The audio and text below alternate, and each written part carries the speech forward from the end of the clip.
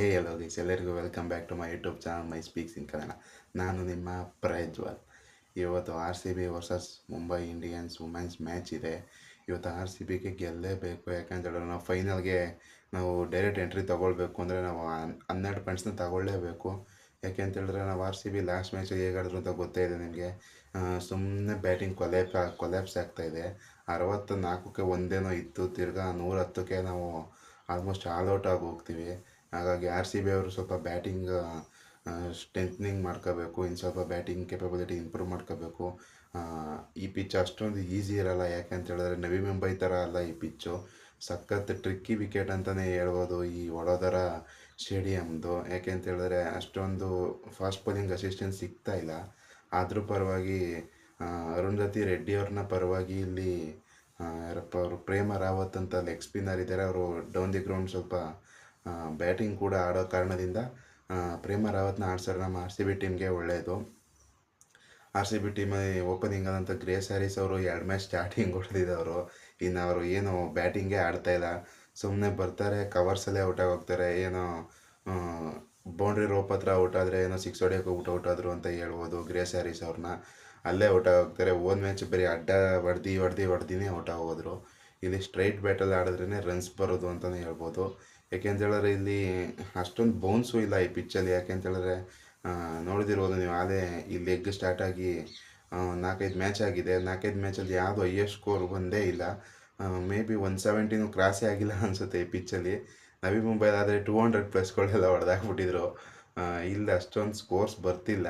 ಅದ್ರ ಕಾರಣದಿಂದ ಇಲ್ಲಿ ಸ್ಪಿನ್ನರ್ಗೆ ಅಸಿಸ್ಟೆನ್ಸ್ ಸಿಗ್ತಿರೋ ಕಾರಣದಿಂದ ನಮ್ಮ RCB ಆದ ಸ್ಪಿನ್ನರ್ಸ್ಗಳಿದ್ದಾರೆ. ಶ್ರೇಯಾಂಕ ಪಾಟೀಲ್ ಇದ್ದಾರೆ, ರಾಧಾ ಯಾದವ್ ಇದ್ದಾರೆ, ಗ್ರೇಸ್ ಹ್ಯಾರಿಸ್ ಕೂಡ ಬೌಲಿಂಗ್ ಮಾಡ್ತಾರೆ. 2 ಓವರ್ ಹಾಕ್ಸಿದ್ರೆ ಏನೂ ಪರವಾಗಿಲ್ಲ.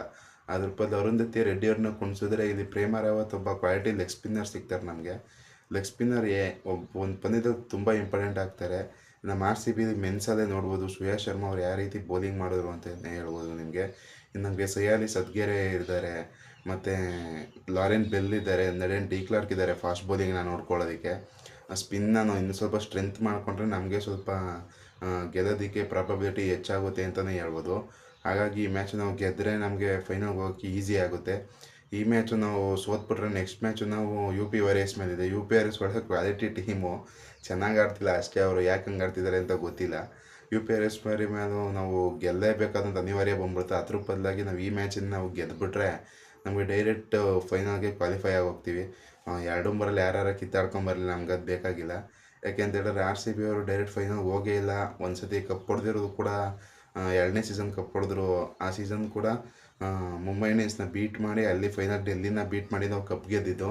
ಆ ಚಾನ್ಸ್ ತಗೊಳ್ಳೋದಕ್ಕಿದೆ. ಈ ಸತಿ ಒಳ್ಳೆ ಆಪರ್ಚುನಿಟಿ ಇದೆ ಡೈರೆಕ್ಟ್ ಫೈನಲ್ಗೆ ಹೋಗೋದಕ್ಕೆ RCBಗೆ. ಆ ಕಾರಣದಿಂದ RCB ಅವರು ಸಖತ್ತಾಗಿ ಈ ಮ್ಯಾಚ್ನ ಆಡಿ ಡೈರೆಕ್ಟ್ ಫೈನಲ್ಗೆ ಎಂಟ್ರಿ ಕೊಟ್ಟರೆ ನಮಗೆ ಒಳ್ಳೆಯದು ಅಂತಲೇ ಹೇಳೋದು. ಬೇರೆ ಒಂದೇ ಒಂದು ಮ್ಯಾಚ್ ಗೆದ್ದರೆ ಸಾಕು, ನಾವು ಕಪ್ ಪಡ್ಕೊಂಬರ್ಬೋದು. ಲಾಸ್ಟ್ ಸೀಸನ್ ನಮ್ಮ RCB ಹುಡುಗರು ಕೂಡ ಕಪ್ ಗೆದ್ದಿದ್ದಾರೆ.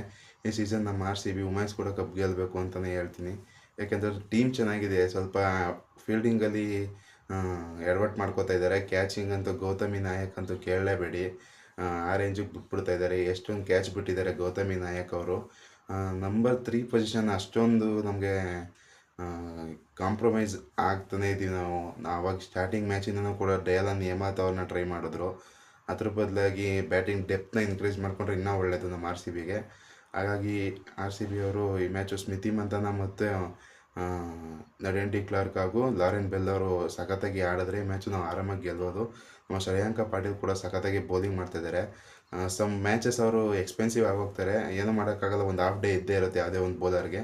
ಅದು ಬಿಟ್ಟರೆ ಶ್ರೇಯಾಂಕ ಪಾಟೀಲ್ ಒಳ್ಳೆ ಬೌಲರೇ. ಈ ಮ್ಯಾಚನ್ನು ನಾವು ಗೆದ್ದರೆ ಡೈರೆಕ್ಟ್ ಫೈನಲ್ಗೆ ಎಂಟ್ರಿ ಅಂತಲೇ ಹೇಳ್ಬೋದು.